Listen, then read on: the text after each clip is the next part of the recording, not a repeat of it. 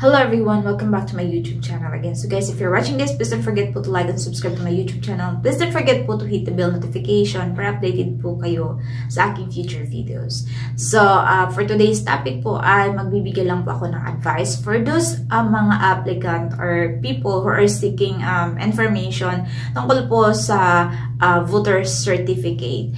So may comment po akong nabasa doon na, ma'am, I just registered, kaka-register ko lang po. Pwede po ba ako kumuha ng voter certificate?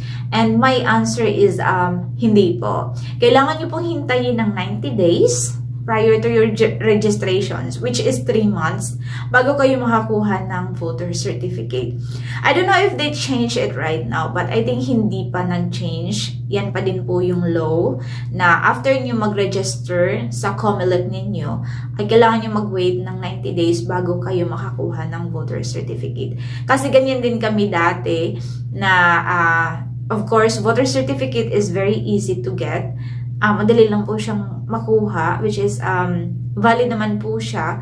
But sa pagkuha po ng passport ay kailangan nyo na po, nag-iba na po kasi. Change na po nila na hindi na nila tinatanggap si local voter certificate, but they will accept it kapag galing po sa anong tawag nito? Main office, which is Intramuros sa Manila. So, if you are from province, kailangan yung lumuwas po ng Manila para kumuha ng voter certificate, which is expensive, right? Kasi kailangan yung lumipad. Kailangan yung sumakay ng aeroplano. I don't know why they changed it. I don't understand. But it's up to our government. So then, okay, let's proceed. So, no, kailangan nyo maghintay ng 90 days bago kayo makakuha ng voter certificate sa inyong COMELEC.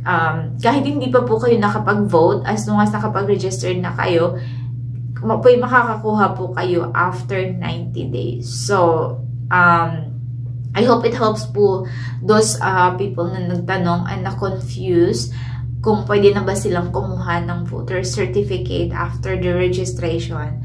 And the answer is no, as what I have said. And then if you plan po na kumuha ng voter certificate sa local government ninyo para gamitin sa pagkuha po ng passport, I will tell you na hindi po nila ina-accept na.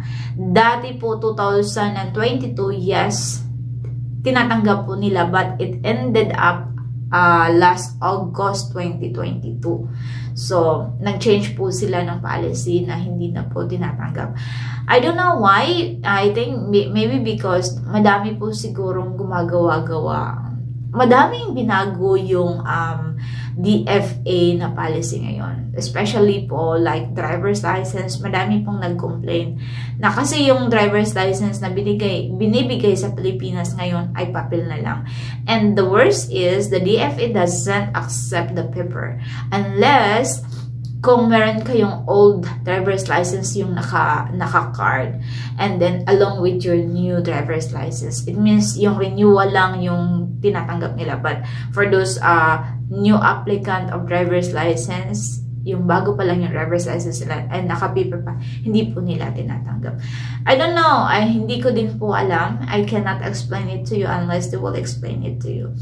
But I hope they will change it na tatanggapin na nila yung local voter certificate para mas easier po sa ating Pilipino na makakuha po ng, anong tawag nito, makakuha po ng passport.